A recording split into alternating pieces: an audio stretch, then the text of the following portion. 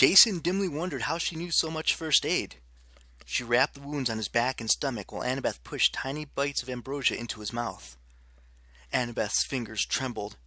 After all the things that she'd been through, Jason found it odd that she would freak out now while Piper acted so calm. And then it occurred to him. Annabeth could afford to be scared for him. Piper couldn't. She was completely focused on trying to save him. Annabeth fed him another bite. "Jason, I'm sorry about your mom, but the way you handle it, that was so brave." Jason tried not to close his eyes. Every time he did, he saw his mom's spirit disintegrating. "It wasn't her," he said. "At least no part of her I could save. There was no other choice." Annabeth took a shaky breath. "No other right choice, maybe, but a friend of mine, Luke, his mom, similar problem. He didn't handle it as well." Her voice broke. Jason didn't know much about Annabeth's past, but Piper glanced over in concern. "I've bandaged as much as I can," she said. "Blood is still soaking through, and the smoke? I don't understand that." "Imperial gold," Annabeth said, her voice quavering. "It's deadly to demigods. It's only a matter of time before—" "He'll be all right," Piper insisted. "We've got to get him back to the ship." "I don't feel that bad," Jason said, and it was true.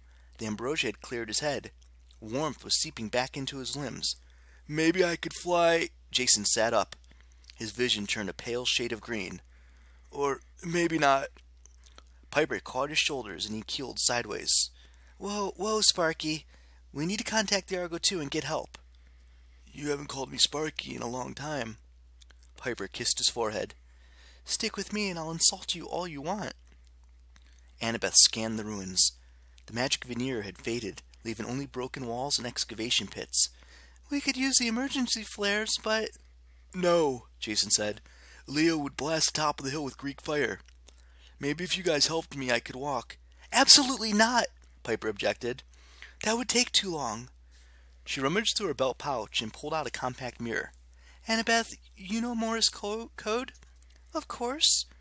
"So does Leo." Piper handed her the mirror. "He'll be watching from the ship. Go to the ridge." "And flash him." Annabeth's face reddened. That came out wrong, but yeah, good idea." She ran to the edge of the ruins.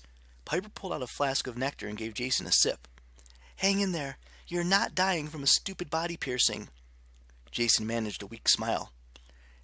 "At least it wasn't a head injury this time. I stayed conscious the entire fight." "You defeated like 200 enemies," Piper said. "You were scary amazing." "You guys helped." "Maybe, but hey, stay with me." Jason's head had started to droop. The cracks in the stones came into sharper focus. "A little dizzy," he muttered. "More nectar," Piper ordered. "There, taste okay?"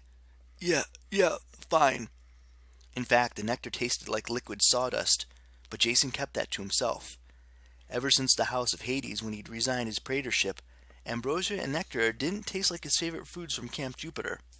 It was as if the memory of his old home no longer had the power to heal him. "Born a Roman, die a Roman," Michael Varus had said. He looked at the smoke curling from his bandages. He had worse things to worry about than blood loss. Annabeth was right about Imperial gold. The stuff was deadly to demigods as well as monsters. The wound from Varus's blade would do its best to eat away at Jason's life force. He'd seen a demigod die like that once before.